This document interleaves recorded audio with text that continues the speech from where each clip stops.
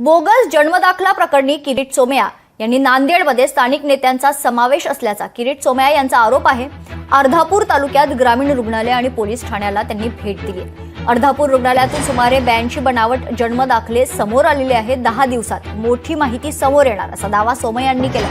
Bangladeshi connection संदर्भात स्पष्टीकरण होणार असं देखील सोमय्या म्हणाले।